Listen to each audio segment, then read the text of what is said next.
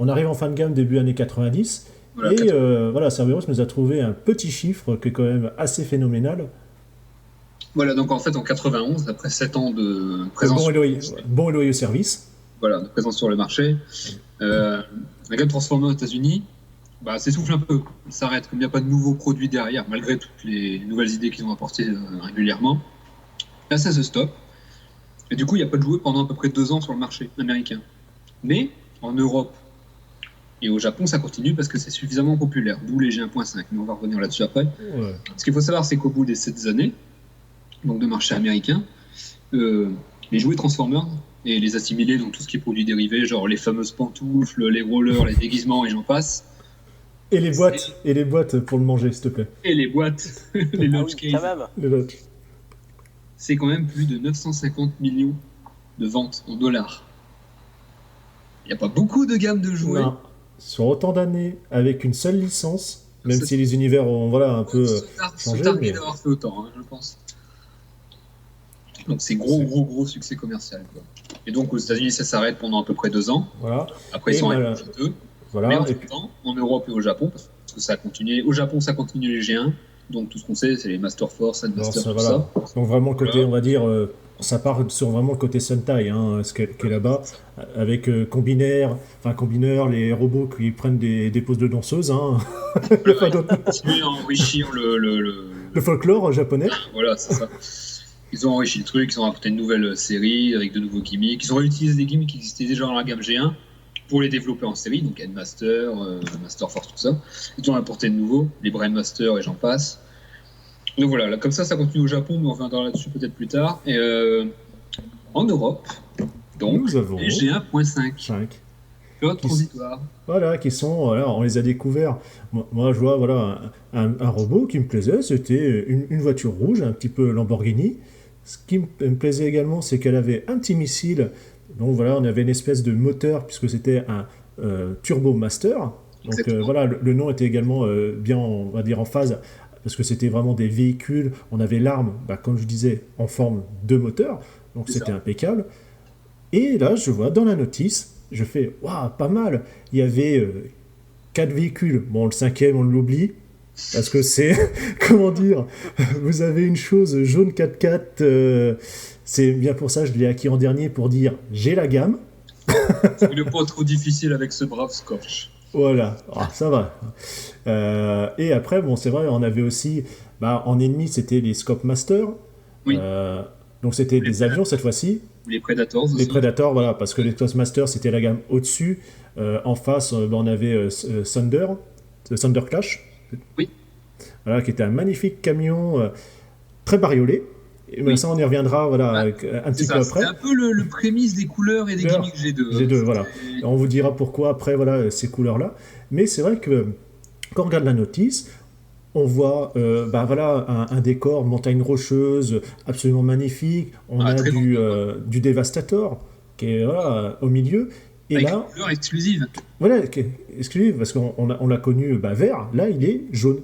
Voilà. Le Waouh. premier recolo. Et ouais, dedans, je fais, tiens, il y a des trucs que j'ai pas vus tout simplement dans les linéaires et qu'on ne reverra jamais. Et c'est là que, ce qui est quand même assez incroyable, on se retrouve avec une gamme de jouets qui ne sont sortis que en Europe. Pour une Voilà. fois que Il y a eu l'Europe a des quelque chose, exemplaires qui se sont retrouvés un peu au voilà, au Canada. Canada, comme tu Je pense que disais, c'est plus un surplus de stock qui s'est retrouvé là-bas pour dire deux choses, hein. Ils n'ont pas été vendus aux États-Unis à cause des missiles, justement. C'était trop puissant pour les contrôles techniques à l'époque. et c'est vrai que Donc, les missiles, bon, on rigole avec ça dans toutes les revues, mais les missiles des G1, G2, ça dépote. Tu t'allais souvent les chercher sous la table, les, ou sous les meubles. les missiles des G1.5, là, je prends par Ah, exemple mon Rotor Storm, le ah truc, je ça me dis, je ne arrache. retrouve jamais le missile.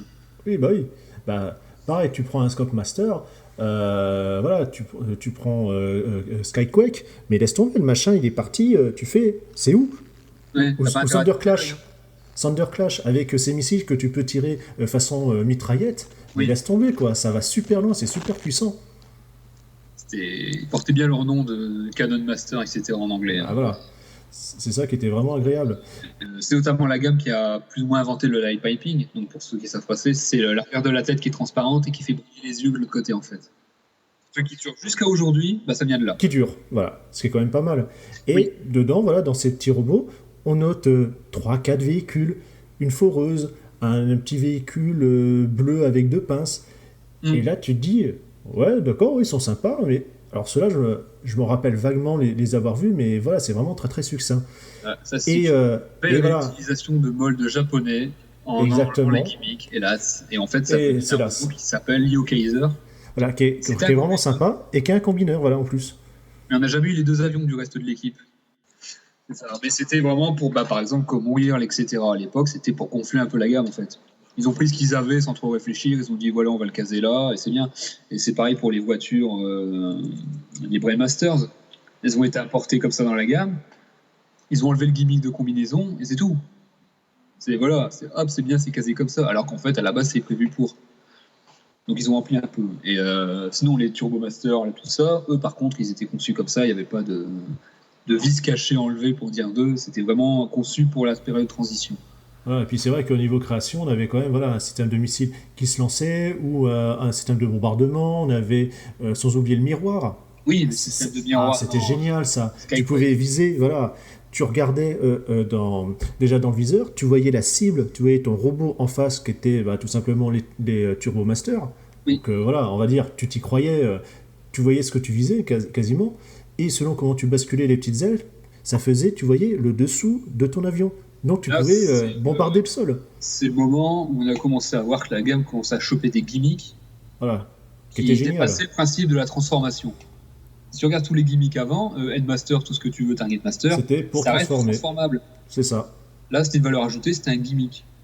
C'est voilà, c'est une fonction additive en fait. Exactement. Et justement, bah, on arrive comme ça vers, voilà, on était en 94, ça va continuer. On avait déjà commencé quelques couleurs un peu criardes. Il y a qu'à avoir Thunderclash qui est bizarre, spécial. Une sorte de pas en reste, hein, un hélicoptère Voilà. au magenta, c'est bon. Ouais, c'est pas mal. Mais bon, c'est vrai, par contre, la gamme, personnellement, moi, elle me plaît comme ça passe bien. Mais Oui, c'est vrai que, parce que voilà, ça avait des véhicules un peu particuliers, des formes un peu particulières, donc ça va, ça passe. Mais c'est vrai que là, on va se retrouver avec les gammes G2, avec des recolos, que ça soit de Optimus, ça soit de Megatron, enfin de n'importe qui. On en a parlé avec Devastator, mais il y en aura d'autres. Et là, les couleurs, ça part en vrille. On parle de, et ça part de recolore à toutes les sauces, hein. bah voilà. Et puis des fois, des rendus un peu spéciaux. On va parler quelques années plus tard des couleurs horribles de Energon. Ouais, c'était Oui, encore sur le d'accord. C'était, oui, voilà. Regardez les G2, ça choque. Si vous voulez un bon Mais exemple, vous cherchez le Action Master Thundercracker, ça vous donne un bon goût de ce qu'étaient les normes G2 en termes de couleurs. voilà. Mais voilà, après, il faut aussi remettre le contexte. On sort quand même de la guerre d'Irak, qui Oui. avait lieu en 90-91. Donc Donc les jouets forcément, militaires robots voilà, avec des véhicules de combat, c'était pas très combat, bien vu et il fallait dédramatiser un peu la chose. Donc des voilà. couleurs fun, ça Voilà, passe on aussi. oublie, exactement. C'est pour ça aussi qu'on voit encore plus apparaître des véhicules qui sont encore Fantaisiste. moins liés à la réalité. Voilà, des véhicules fantaisistes futuristes. Donc, on peut Exactement. continuer sur l'annoncé de la fin de G1 qui partait, donc Rodimus, Blur, tout ça, c'était des véhicules futuristes. Faut Ça vraiment casser le continuait, truc. voilà, dans ce délire cybertronien. Ça va en Euh, partie là-dedans. Il y a eu beaucoup moins de véhicules réalistes ou moins terriens de façon vraiment inspirée de véhicules réels à partir de là. mm. Même s'il faut reconnaître que le Dévastateur Orange, on a quand même une partie, on va dire, de clin d'œil au Diaclone, Mm. bon, qui était un peu coloré. Là, par contre, c'était un peu vraiment très bariolé. Bon, encore, celui-là va passer, mais quand on arrive à Bruticus, comment dire. Ah ça, Aïe, aïe, aïe, aïe, aïe, aïe, les aïe. recolores de G1 en G2, il y en a qui C'est ont eu puissant. beaucoup de chance. Oui, Genre et Sideswipe, il passe en noir, donc voilà, très bien. Le Jazz, Très ça bien. allait encore. L'Inferno, ça va. Mais Bah, alors, les recolores des Combiners, bah, et puis, bah, par exemple, celle qu'on parlait tout à l'heure entre nous, c'était l'espèce de petite Lamborghini transparente rouge. oui, Oui. ça c'était Gobot. Ça passe nickel, quoi. Gobot Transformers, attention, Voilà. ça n'a rien à voir avec la gamme Gobot Robo Machine. Oui, voilà, exactement. Par contre, celui-là, alors je le découvre en même temps, je me rappelais pas. Alors, il est nommé Hooligan. Alors après, c'est comme tout, les noms changent selon les continents et tout. Ah, les Cyberjets. Oui, le jet qui était couleur Tiger. Alors, est-ce que c'est aussi en même temps pour faire avec la ligne Tiger des G.I. Joe qu'il y avait à l'époque? Pareil, qui était camouflage couleur tigre, hein. Je t'avoue humblement que je ne sais pas, mais que c'est fort Mais possible. possible. Mais Ouais, non, c'est moche. Hein. Cyberjet n'avait pas des couleurs genre fun, youpi, anti-guerre. Hein. C'était. La petite anecdote marrante sur les Cyberjets, si vous regardez bien le Jetfire de cette gamme, il a un logo Decepticon alors que c'est un Autobot. Alors, est-ce que c'est un clin d'œil au fait qu'il commence en Decepticon dans Exactement. le Et après, ouais, c'est peut-être plutôt un gars qui fait « Oh, ça lui ferait cool de passer des Decepticons. » Ouais, Et ça peut porter à confusion, ça. Quand on ne connaît pas l'histoire de Jetfire. Bah, il est vendu en Autobot hein, dans le package, mais le logo est Decepticon sur l'avion. Donc c'est pas, ou c'est un clin d'œil, ou c'est une erreur de manufacture. Mais voilà, c'est sympa, c'est une anecdote comme ça. Bah après, voilà, il y a aussi un truc qui est apparu, alors personnellement je ne l'ai pas eu, mais c'est vrai que j'aurais bien voulu les avoir, c'était les fameux Transformers qui tiraient de l'eau. Ah, les Color Changers. Voilà, on avait comme avec les Hot Wheels qui changeaient de couleur quand on mettait de l'eau dessus, et ben on pouvait faire la même chose avec ces robots. Voilà. Mais au lieu d'utiliser... Ils avaient une arme avec une espèce de pompe. Et c'est ça en plus que je trouvais quand même un petit plus, parce qu'au lieu d'utiliser on va dire, t'as ta petite voiture, t'es obligé de jeter de l'eau dessus, là t'avais ton réservoir d'eau incorporé. Oui, avec une arme, donc tu pouvais tirer entre eux. Voilà. Tu pouvais t'en servir en même temps, on va dire. Les changements de couleur étaient, je vais vous dire honnêtement, j'en ai eu, pas drastique non plus. Hein. J-Storm qui était noir, devenu plus ou moins passablement blanc. Ah, parce que les Hot Wheels, ça fonctionnait du feu de Dieu. Hein. Par contre, les couleurs étaient... Mais bon, après, c'était forcément du métal avec de la peinture dessus qui s'écaillait aussi super facilement. Oui, voilà, alors que je crois que les Transformers, c'était moulé. Et puis, forcément... Mais c'était quand même intéressant. Oui, voilà, c'était un concept bien utilisé, je trouve. C'est ça, quoi. Puis les publicités super vendeuses, à l'époque des G2, machin, on avait des publicités en CGI. Je ne parlerai pas des pubs avec la version rap que les Américains ont eu le malheur. C'est pour ça. Je n'ai rien dit, je n'ai rien ajouté parce que je n'ai pas voulu... C'est pas la pub du Bruticus G2 pour les Américains. Je vous invite à partager ce moment de solitude qu'ils ont eu à l'époque. Ouais. Qui est juste atroce. C'était, voilà. Ça méritait d'être censuré. Ouais. Un peu plus rock metal Transformers. Hein. Ils se sont un peu rattrapés quand même, hein, mais bon. Écoute, les premières versions, ça fait très peur. Ça fait pas tout. Hein. Le système de pompe a été utilisé pour les versions avec missiles à air. Si vous vous souvenez, des longs missiles propulsés par air. Voilà. C'était pas dans les RID ? Ils ont été réutilisés pour les RID. Ouais, ça a été réutilisé. Ah, mais c'est G2 qui l'avait créé. Voilà, c'est ça. D'ailleurs, Optimus Prime G2 deviendra le très célèbre Black Convoy Reed. Oui, pas con. Et qui change de nom une fois arrivé en Europe, qui ne s'appelle plus Optimus, mais Surshot. Oui, tout à fait. Oui, car j'en possède un. Et franchement, il est fantastique pour ce que c'est. Il est vraiment très très bien. Et là, je te rejoins sur le Black Convoy. J'aurais vraiment voulu en avoir un, parce qu'il est vraiment très très sympa. C'est probablement les Transformers les plus populaires. Hein, sont toutes générations confondues. L'art d'allier une superbe déco à un mold qui marche, voilà. C'était dans cette gamme-là que Megatron se transformait en tank. Voilà, exactement. Il était vert. Voilà. Il y a deux versions, les versions de luxe, donc comme pour Surshot qui tirait des missiles propulsés par air, donc le violet, etc., qui s'appelait Arch Force, je crois, en Europe. Et il y avait la grande version verte avec de l'électronique. Oui, dans G2, il y a eu de l'électronique. Si vous vous rappelez de la boîte du Optimus G1 refait pour G2 avec sa remorque noire. Voilà, exactement, avec les petits canons sur le côté aussi. Ça, et un petit boîtier avec des boutons à l'avant de la remorque qui faisait des bruits de tir et des voix. C'était les avènements du G2 électronique et le Megatron, donc le gros format vert à la déco mauve. Je sens ta passion quand tu décris la couleur. Je n'expliquerai pas ce choix de camouflage que j'aimerais bien voir pour voir ce que ça donne. Mais voilà, on avait des systèmes incorporés de son, etc. Et très très gros Transformers d'ailleurs, hein, pour l'avoir vu en main, c'était quand même un sacré morceau. Et là, justement, on a le Megatron qui se transforme en tank, et plus en flingue. Et là, déjà, on peut commencer à sentir venir le Megatron arme à feu. Non, plus jamais. Non. Niveau couleur, moi je croyais que c'était un G1.5 en fait. Ah non, le G1.5 c'est vraiment genre tout ce qui est Turbo Master. Voilà, Turbo Master, Scope Master, le Dévastator jaune aussi peut compter dedans, je pense. Oui. Parce qu'il apparaît que là-dessus. Le Pyro et Clench qui eux sont des G1.5 qui sont aussi sortis en boîtier G2. Ah, Donc c'était vraiment, vraiment la transition pure et dure. Hein. On les a eu dans les 2 packages en fait. Concept, hein, il y a eu les rotorbots. c'était quoi ça? C'était des genres de des petits modèles. Et Ouais. en fait, tu avais une hélice dessus. Tu sais, une hélice avec un rond. Et en fait, quand tu tires sur un truc, l'hélice tourne et elle s'envole. C'est un petit peu D'accord, comme les ouais. jouets qu'on pouvait trouver, puis même qu'on trouve encore.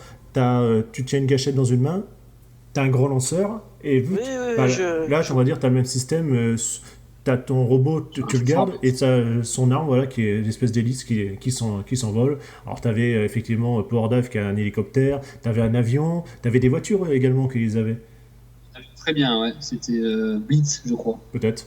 Un avion corsaire. Oui, oui, oui. Et t'avais 2 voitures. Et t'avais une F1 et non, l'autre c'était un bateau. Ah bon? Oui, c'était Steve Montaré, un truc comme ça. Oula. C'était une espèce de hors-bord à 2 branches. On voit le concept. C'est comme le lama, hein, c'est pareil. Hein. c'est pas aller bien loin. Il passait bien. Oh là là. Ça peut y avoir aussi les laserbots. Les laserbots. Oui, les voitures. Les laserrods, pardon, excuse-moi. Le moteur s'allumait et ils avaient des sabres en fait. Et t'avais un câble qui montait, qui se rangeait en la main. Et en fait, en appuyant sur le moteur, ça faisait briller le sabre. Donc les avions, je te dis, l'électronique, les Mégatrons avec l'Optimus et les boîtes à son. Et là, on avait En sachant que, Ouais. là, en faisant un petit aparté, le Optimus, justement, qui était avec ce mode-là qu'on va avoir plus tard en R&D, dans quelques années plus tard, avec effectivement Black Convoy et compagnie, le Black Convoy, à ce moment-là, enfin plus tard, va perdre son électronique. Oui, tout à C'est fait. ça qui est un peu bizarre. Je vois mon exemplaire, il y a un bel autocollant pour cacher la trappe, Oui, qui couvre voilà, la trappe arrière, le et bouton, en voilà, fait, et t'as rien dedans. C'est ça, et était dénaturé de son électronique. Mais je pense que c'est plus une Ouais, question de ouais, coût que. Par autre contre, chose. c'est vrai que quand on voit la... Non, rien ne vous empêche de J'ai- cannibaliser un jet d'eau. Exactement. Moi, par contre, ce que j'aime bien, c'est qu'on est quand même passé d'un sacré truc. Quand on voit sa remorque avec son gros autocollant et puis ses couleurs bien plastoc, et qu'on passe à un magnifique chromé quelques années plus tard, Ah, ça, la plus-value, elle était bien faite. Hein. De toute façon, les G2, c'est des couleurs bien particulières. Ça, c'est sûr que... Il y en a qui ont eu de la chance et d'autres beaucoup Ah moins. oui. Voilà. Donc, Le Canada a eu pas mal de G2 recolorés d'ailleurs. Je pense par exemple à la gamme Wild Machine oui, Wars. qui sont en fait les G1,5. Mais alors, par contre, avec des couleurs assez tranquilles. On a Atlas, c'est ça, qui est le Skyquake, normalement, qui est noir et blanc, il me semble, de mémoire. Skyquake dans Machine Wars a été recoloré en Ah, c'est Starscream, Starscream, en oui, noir, pardon. argent et bleu. Pardon, ouais. Mais... Sans Motorstorm en Sandstorm, par exemple, couleur Mais tigre. Mais ils ont tous Ouais. été démilitarisés. c'est ça. Et Stalker, normalement, il apparaît, il me semble, également dans cette gamme. Oui, en Soundwave. Ah, d'accord. Logique. Voilà. Ah oui, non, mais voilà, c'est... Le Megatron est un simple flip and jet. Je pense que le rapport de taille est un petit peu éteint. c'est clair. Il y en a qui ont joué, il y en a qui ont gagné ou perdu. Toi, t'as perdu. Voilà. Donc maintenant qu'on va enfin dire adieu à toutes ces couleurs un peu spéciales, parce que c'est vrai qu'il y en avait, Dieu sait qu'il y en avait, on va passer à une série qui est un Juste peu une question de particulière. perspective. C'est pas faux, c'est le point de vue, mais quand même. On va passer à une série qui est quand même un peu particulière, déjà dans le rendu, on va pas dire du dessin animé, mais bon, c'était un rendu 3D, puisque jusqu'à maintenant on a toujours connu la façon celluloïde et compagnie en 2D. Là on avait des systèmes précalculés, tout 3D, c'est vrai que c'était assez spécial. C'était Et surtout- assez impressionnant, surtout pour les Impressionnant, voilà, en plus c'est vrai, Ça c'était fait impressionnant. Un studio Ouais, canadien, je crois. Oh, sûrement. Voilà. Ça c'est fait. Et oui, pour l'époque, Ah, ça, c'est les gars qui, vous voyez, ça c'est les gars qui bossent derrière. pour l'époque, une série tout en CGI comme ça au rythme où c'est fait, c'était vraiment très impressionnant, je trouve. On se retrouve quand même avec quelque chose qui est un peu particulier. Jusqu'à maintenant, on a toujours connu des robots véhicules. Oui. Bon, même si on a fait une petite entorse avec, par exemple, les Insecticons, avec les Dinobots et tout. Et là, on se retrouve carrément avec quasiment tout en animaux, c'est-à-dire les Beastwars. Ou Animutant en français. Ou Animutants, voilà, exactement. En sachant qu'on a eu, avec les années, parce que pareil, ça a quand même duré en tout cas pour les jouets, de 96 à 2000. Tout à fait. Là, donc ça, encore, on va dire, on n'a pas duré aussi longtemps que les G1, mais on a eu une grande période. Alors on a eu les Beastwars 2, les Néo, les Métal, Bon, ça a été un peu personnellement une cacophonie. La très fameuse, mais non moins appréciée Beast Machine, dont je ne ferai aucun commentaire, s'il vous plaît. Je n'ai suivi, je vous le dis, aucune, puisque à ce moment-là, voilà, je ne pouvais pas du tout les voir, et puis c'était totalement inconnu pour moi. Et c'est vrai qu'en les découvrant plus tard, Animaux, je peine encore à l'heure d'aujourd'hui. Il n'y a qu'à voir, voilà, avec toutes les sorties. Par exemple, je prends dans les TF Prime, les Beast Hunter. Encore une chance, on va dire que les animaux, c'est des dragons, parce que ça m'intéresse un peu. Mais sinon, le reste. Ça avait bien divisé la communauté d'ailleurs, hein, parce qu'à l'époque, on commençait à voir les premiers botcons. Le premier botcon, ça quelque chose en 96. Ouais, maintenant, on va dire, on est habitué à ça. Voilà. Les SDCC, les compagnies. À l'époque des animaux, enfin, les fans, ils étaient, mais attendez, c'est quoi ce délire? Vous êtes fous?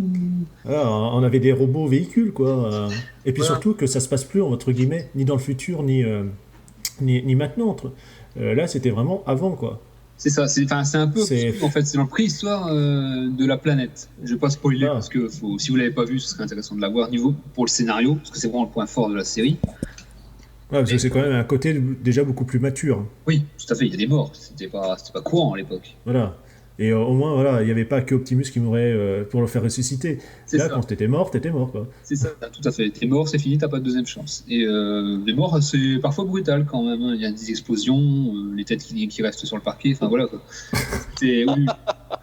Je ne soulignerai pas les multiples explosions du pauvre Waspinator, qui est probablement le Transformer le plus tortueux de toute l'histoire, tellement il a fini en morceaux un paquet de fois. Mais I'll be back. C'est ça. Immortel le gars. Mais voilà, une très bonne série, et effectivement, le côté animaux, ça peut choquer un petit peu. Mais non, c'était bien expliqué dans la série. Hein. Je pense qu'il y avait une bonne raison pour eux d'être des animaux. C'est surtout au niveau jouet que ça a du génie. Les proportions sont un peu bizarres. Ouais, je pense par exemple à Cheetah ou ce genre de choses. Le concept était un peu osé. Ils ont voulu faire des animaux réalistes qui cachent des robots. Donc forcément, il y allait y avoir un prix parti et des sacrifices à faire. C'est pour ça, certainement, que j'ai jamais pu adhérer à ce concept de... Bon, à la rigueur, que ce soit des dinosaures, que ce soit, bon, comme tu disais, Fury, les Dinobots ou les Insecticons, vu leur forme un peu robotisée dans leur mode alternatif. Là, effectivement, c'était vraiment des animaux.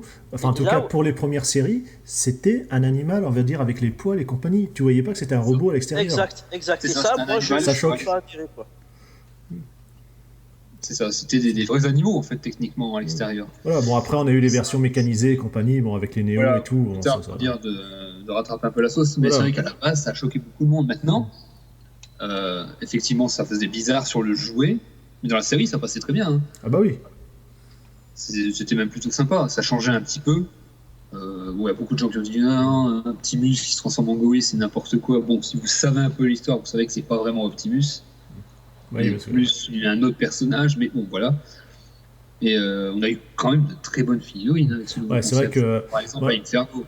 Voilà, c'est vrai que justement en parlant de celui-là, moi qui pouvais pas voir les bissoirs, quand tu m'as montré en revue, parce qu'à l'époque on se faisait comme ça entre webcam, Inferno, j'ai fait waouh, mais classe. Quand je voyais les photos, je fais ouais bof. Et effectivement après l'avoir acquis. Il est juste excellent. Le rouge comme ça, transparent, vraiment sanguin, couleur lave quasiment à des moments. Non, et puis voilà, ça passe. Ou même certains transmétal et qui sont vraiment magnifiques. Oui, pour la deuxième partie de la saison, qui ont rajouté un peu le côté Transformers originaux, en ajoutant des véhicules ou des modes alternatifs. La moto araignée. Voilà, qui est très beau, le Tarantula, c'est effectivement... Non, c'est vrai qu'elle est sympa. Là, par contre, on rigole, mais c'est vraiment une belle bête. Oui, l'histoire, ça a vu de très très bons jouets. Hein. Le côté animal peut effectivement rebuter un petit peu, mais certaines figurines étaient vraiment très très très bonnes. Donc, par exemple, Inferno, je pense même au Fusor, à Silverbolt, qui était justement, en parlant des Fusors, c'est un système un peu particulier. On a 2 animaux en un. C'est ça. C'est un problème de scan, c'est ça Dans la série, oui, c'est ça. C'est les pods en fait qui ont un petit problème. Ça dérègle un peu et quand ils scannent, en fait, ils scannent 2 bestioles à la fois. C'est pour ça qu'on se retrouve par exemple avec un scorpion cobra. C'est ça. Qui est une figurine magnifique. Hein. Oui, tout à fait. Bien fait en plus. Voilà. Hein. Mais on a aussi d'autres trucs, le loup aigle. C'est ça, Silverbolt. Silverbolt, voilà. La figurine est sympa, mais c'est vrai que c'est un concept un peu particulier, quoi. Oui, voilà, faut passer outre le fait que c'est des animaux et que c'est des robots, ça peut pas. Non, c'est bien expliqué dans la série, donc ça valide un peu la chose. Mais c'est vrai que ça peut rebuter, ça je peux comprendre. Il y a peu de gens qui aiment ça. Et bon, voilà quoi. Mais je trouve que ça a autant d'intérêt que les véhicules, dans le sens où c'est amené de façon logique et ça permet de varier un peu le. Voilà, et puis ça change justement, effectivement. Ce que je retiendrai, c'est les versions sous les figurines, c'est les versions Takara qui ont vraiment de très très belles couleurs. Ouais, et puis surtout avec la couleur qui tient. Parce que quand tu prends du chrome, généralement, tout ce qui est chromé, c'est ou peinture un peu plus travaillée, j'ai toujours horreur, déjà, les marques de doigts, et surtout pour le moindre éclat. Il n'y a qu'à voir, à l'heure d'aujourd'hui, tu prends une Miss Clo, la peinture, une fois que j'ai trouvé mon personnage, j'ai mis l'armure, je n'y touche plus. Et là, les Transformers, c'est un peu pareil. Par contre, et c'est là on n'en a pas encore parlé, on voit aussi la différence entre tout ce qui est robots transformés, enfin créés par Hasbro, enfin créés entre guillemets, donc distribués par Hasbro et les versions Takara, le choix de la peinture. Et là, c'est encore plus parlant effectivement dans les histoires. Tout ce qui est Transmetal ou compagnie. C'est dû au public visé par les deux compagnies. Voilà, comme d'habitude. Surtout des enfants. C'est ça. Hasbro, enfants. Voilà. Tout simplement, il n'y a qu'à voir tout simplement. Enfants et adultes. Et exactement. Les collectionneurs en fait. Et du coup, on a des peintures souvent plus travaillées, plus fidèles sur Takara que sur Hasbro. Là. Je crois qu'on a eu de l'apparition du dégradé, non, sur ces. Oui. T'as du dégradé alors que sur d'autres, il est plutôt gentil. Exemple, on a un bon exemple, c'est par exemple Rampage. Oui, qui est le magnifique crabe. Rampage américain, le orange chromé part en morceaux, c'est une horreur, ça ne tient absolument pas. Il y a plein de détails qui n'y sont pas. Alors que si vous prenez la version japonaise, elle est fidèle à la série. Il y a le X violet sur le dos en crabe, il y a de super dégradés sur le mode robot et le chrome tient. Mais vraiment, je veux dire, il ne va pas s'écailler au bout de 2 ans alors que vous ne l'avez pas touché, il va être nickel. Pareil pour d'autres figurines, genre Rattrape, etc. Le chrome reste nickel. Alors que si vous prenez la version américaine, elle est beaucoup moins durable. Il n'y a qu'à voir au niveau des... justement, en parlant de ça, pour avoir justement Rampage, il était, quand je l'ai chopé, en boîte. Il était quasiment neuf. Je l'ai ouvert, le chrome, magnifique. Vous prenez, bon après, on n'en a peut-être pas parlé, je ne me rappelle pas, mais en tout cas au moins esquivé, c'est le syndrome du plastique doré, qu'on a pu voir dans tout ce qui est Transformers G1,5. C'est un plastique, même si tu ne le regardes pas, il t'éclate à la figure. Et c'est le principe du Golden Plastic Syndrome, c'est des GPS. Donc, en fait, c'est un problème horrible. De chimie dans le mélange. Du fait que tu as cette teinte-là, ce colorant, tout simplement, ce pigment. Particules de métal dans le plastique, en fait, qui font que ça le fragilise avec le temps et finit par casser comme du verre. Donc oui, le GPS a perduré jusque dans l'histoire, ils l'ont encore utilisé et il y a des figurines qui en ont souffert parce que de toute façon toute figurine fournie avec du GPS finira par péter de façon inexorable. C'est obligé, le plastique est comme ça dans sa conception. C'est du verre, voilà. Donc il n'y a rien à faire. Et c'est vrai que quand tu regardes, on en a parlé au tout début, tu as des jouets de 30 ans, ça tient nickel. Peinture, plastique, et là tu tombes effectivement sur du chrome selon les versions du pays que tu as, ou effectivement sur du GPS comme ça, laisse tomber quoi. Il y a eu un certain gouffre entre les Takara et les versions américaines qui s'est bien installé là d'ailleurs. Et puis qui s'est toujours creusé. Il n'y a qu'à voir avec les gammes actuelles, de toute façon on arrivera un peu plus tard quand on parlera par exemple que ce soit des Masterpiece, des Alternators, des Binatech ou autres. On a de plus en plus avec le temps. Plus le temps avance, plus on a vraiment la séparation jouets et, on va dire, jouets grands enfants et puis collectionneurs. Voilà. C'est de plus en plus marqué, en fait. Exact. Oui. Et enfin, voilà, nous qui sommes collectionneurs, même si on continue dans les gammes jouets et compagnie, on le sent de plus en plus. Ah oui. Les Takara sont souvent beaucoup plus show accurate, c'est-à-dire conformes à ce qu'on voit dans la série. Plus résistants, mieux finis, en plus. Voilà. Que les versions Hasbro en grand général. Après, la qualité s'est améliorée sur le temps entre Takara et Hasbro au niveau de la matière. Depuis quelques temps, depuis quelques années, effectivement. L'histoire, oui, effectivement, le gouffre était assez large quand même. Je pense par exemple au Megatron Transmetal. Oui, si vous êtes fan que vous le cherchez, je vous le dis tout de suite, la version américaine. C'est clair. C'est même pas la peine. Prenez la version japonaise si vous la trouvez, parce que la version américaine finira par vous casser dans les mains. Le marron utilisé sur la figurine qui tient les bras finira par lâcher et vous aurez un Mégatron qui ne servira plus à rien en fait. Et c'est vous qui l'aurez marron. Voilà, exactement, totalement. Exactement, oui. Donc c'est un peu dommage quoi. Voilà, pour l'histoire, divisez le Takara, au moins vous serez sûr de pas avoir. Exactement.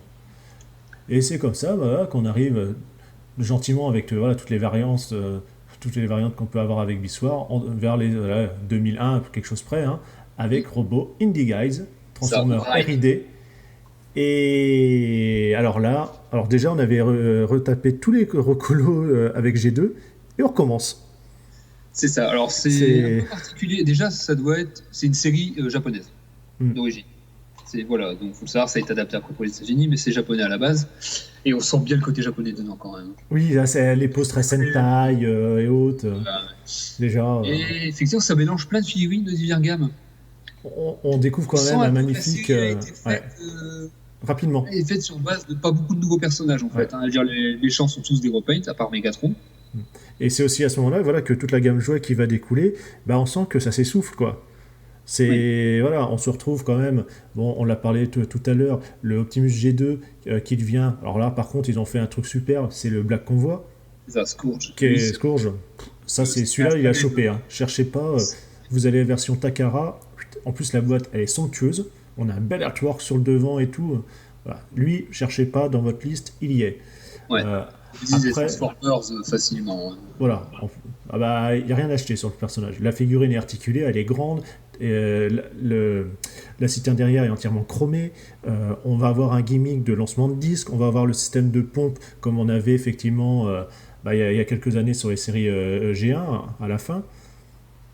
Donc, voilà, c'est beaucoup plus value sur le personnage. C'est un bon coup réussi, je trouve. Ouais.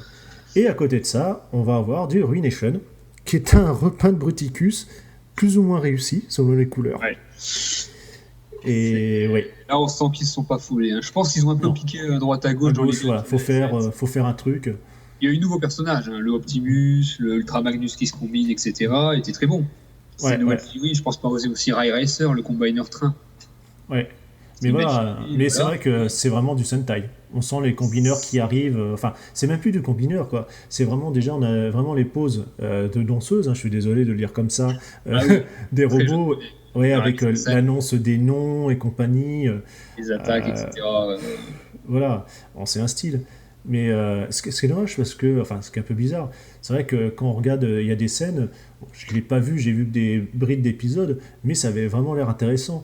Déjà, quand on a la partie qui scanne le robot, le camion à côté pour transformer justement en Scourge, en Black Convoy, et qu'on a aussi du Ruination qui fonctionne à côté, avec les combaticons, ça a vraiment l'air intéressant en plus. Oui, il y a des bonnes séquences de mise en scène, mais les Japonais, ils sont très forts pour ça. Voilà. Hein. Et mettre en valeur des personnages, des robots et tout, avec des poses qui tuent, des effets visuels dans tous les sens, et tu en vois là avec des musiques. Ça, ils sont très forts. Hein. Maintenant, le scénario de Reed, c'est du scénario de G1. Faut pas chercher plus loin. Et puis en plus, dans les combineurs, c'est vrai qu'on est directement dans le Sentai. Il n'y a rien d'autre à dire. Ah oui, complètement. Autant, quand on avait les combineurs, c'était un peu particulier, parce que voilà, comme on l'avait évoqué, c'est des robots véhicules qui reforment un autre robot. Là, même si on regarde à peu près le même système, mais on n'en a pas 5-6, quoi. C'est vraiment deux qui forment un robot. Il n'y a qu'à voir avec Optimus et puis... Ah oui, c'est du gag-type. Voilà, c'est japonais au sens propre du terme. C'est de la combinaison pour orienter le pouvoir, etc. Ouais. Ça, plus ça, plus ça... Qui s'assemblent entre eux pour dire d'en faire un grand, histoire de se démerder, et qui font ça à la va-vite. Voilà, ça s'arrête à ça. Avec une transformation, là, il y a toute une scène de la musique, au point qu'on se demande ce que fait les méchants pendant ce temps-là. Et puis surtout, le concept... le côté dans le truc. C'est clair. De toute façon, ce concept-là, il était tout lancé... Et on va quand même arriver sur la partie qui est ce qu'on appelle à l'heure d'aujourd'hui la trilogie Unicron, avec Transformer Armada qui est la première partie, donc c'est dans les années 2002. Hein. Et là, on retrouve pareil le côté Sentai, plein pot, la combinaison, alors un peu raté. Hein. Là, par contre, un peu raté. Aussi, c'était une série japonaise à la base. Oui, voilà. La trilogie Unicron, ça n'existe qu'aux États-Unis. Voilà, comme d'habitude, ils ont créé. Ils les ont adapté entre elles, ils ont dit on va appeler ça une trilogie, mais à la base au Japon, c'est du séparé. C'est séparé, rien à voir avec les autres. Et Armada, oui, c'est le retour des véhicules, vraiment. Parce que dans Reed, il y avait des animaux. Dans Armada, c'est fini. Il y a du mini-carbone, hop, on retourne des petits robots, on n'avait que des véhicules. On retourne maintenant, les jouets étaient vraiment simplifiés. Voilà, et même tu retrouves du côté un peu déformed. Oui. Si tu regardes sur certains. Sur côté manga. Ouais, oui, exact. Ça, oui, voilà. C'est très. C'est pas trop ce qu'ils ont voulu faire. Je pense qu'ils ont voulu vraiment se recentrer un peu sur les enfants. et au point de perdre un peu en contenu riche, quoi. Quand on voit les figurines d'Armada, on sent bien qu'il y a une grosse simplification au niveau des Oh, designs. oui. Ah oui. Pour beaucoup. Certaines figurines sont excellentes. Hein. Je prends par exemple Tidal Wave. Oui. En sachant, voilà, Voilà. Tidal Wave, faut pas l'oublier, bon, Tidal Wave, États-Unis, entre guillemets, reste du monde, puisque au Japon, ils ont quand même eu l'un des meilleurs noms, c'est-à-dire Shockwave, N'est-ce pas? avec, voilà, avec une magnifique couleur violette, Oui. parce que nous, on l'a connu, alors, encore la version Armada est pas mal. Ouais. Voilà, il y a une version Energon qui est en vert. Voilà. Oui. Enfin bon, de toute façon, on l'a dit, hein, G2 et Energon, cherchez pas, vous oubliez, vous regardez pas les couleurs. Hein. Voilà, c'est très très particulier. Oui. Mais dans le mauvais sens du terme. Tu m'étonnes. Donc voilà, Armada, c'est des véhicules, c'est le retour du mini-robot, donc le Voilà, mini-code. comme les Micromasters, on va dire, sur le concept du petit robot. C'est ça, en gimmick, on va leur ajouter sur le robot qui vient avec, qui débloque des fonctions. Donc voilà, on s'identifie aux gamins de la série, parce que voilà, il y a de plus en plus de gamins dans les séries Transformers. Et voilà, des robots qui se combinent en veux-tu en voilà. Là, on commence à rentrer dans une période où ça va être des gamins, des robots, des combinaisons, du gimmick à veux-tu en voilà. Et ça, voilà, on va en bouffer pendant un sacré bout de temps. Hein. Et voilà. Et un petit aparté, c'est parce que, bon, là, entre guillemets, même si c'est une trilogie créée, avant d'arriver à Energon, on a quand même une sacrée ligne de jouets qui est arrivée vers 2003, c'est Universe. Oui. Et là, on se retrouve, on va dire, c'est un petit peu le côté Redux du G1, avec tout ce qui est dans la fabrication qui a évolué. On l'a vu tout simplement avec les Beast Wars, avec le ball joint. Anciens personnages et Voilà. les faire de façon moderne, en fait. Voilà, même dans les articulations, on se retrouve avec du ball joint carrément partout. Ça, c'est quand même beaucoup plus affiné, parce que bon, voilà, RID, c'était vraiment quasiment du G2, entre guillemets. Armada, c'était du côté SD. Là, on retrouve des figurines de taille classique, mais avec voilà, le plus de la technologie entre guillemets actuelle dans la conception et la transformation du plastique et puis du tout reste. C'était la volonté de la chose, c'était de prendre les anciens personnages et de les refaire remettre voilà, au bout du jour.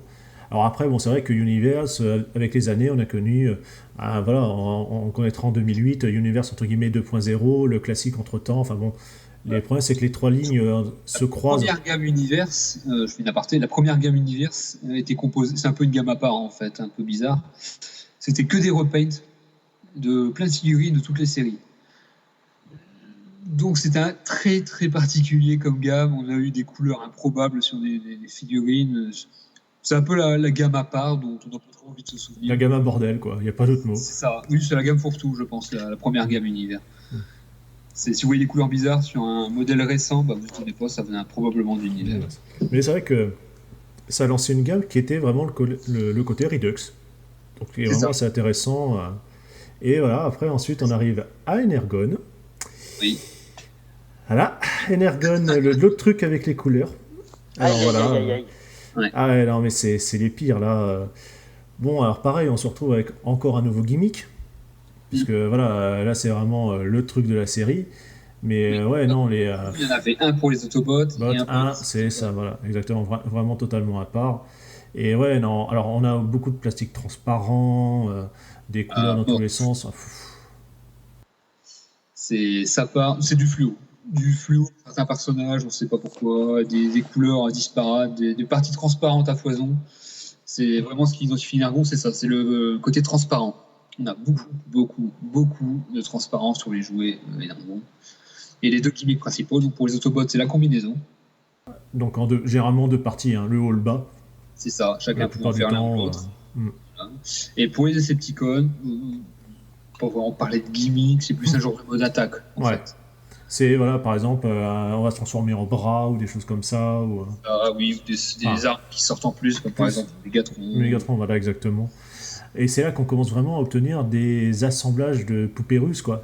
Il y en a certains, pour les faire tenir debout, ou en tout cas, tu as carrément plus de mouvement, quoi. Ah oui, les Autobots sont très, on va dire, limité. Mal servi, ouais, à ce niveau-là. On a eu beaucoup de sacrifices pour le gimmick. Et d'ailleurs, il y a un gros problème parce que on a commencé à avoir des Transformers qui étaient clairement sacrifiés pour la fonction du gimmick, en fait. Ça avait commencé un peu dans Armada déjà. Par exemple, je cite Sideswipe. Je cherchais des photos, vous allez très vite comprendre pourquoi. Le gimmick, la figurine est construite autour du gimmick. Ça marche très bien pour les enfants, pour les collectionneurs, c'est une plaie. Et je pense que voilà, au jour d'aujourd'hui, ça a été assez bien compris, parce que ça commence à disparaître cette manie. Mais à l'époque, c'était vraiment le fer de lance. On a eu beaucoup de figurines qui ont été pourries pour ça. Voilà, de toute façon, cette gamme-là, Ça a été niqué en fait. limite les Armada, voilà, était un peu mieux pensé déjà. Ouais. Parce que le gimmick était encore assez raisonnable. Par contre, je note, et effectivement, on n'en a pas parlé, parce que ça fait un petit moment qu'on l'a passé, on a quand même oublié de parler du plus beau des Optimus qu'on a raté il y a quelques années, oui, c'est-à-dire le Fatimus.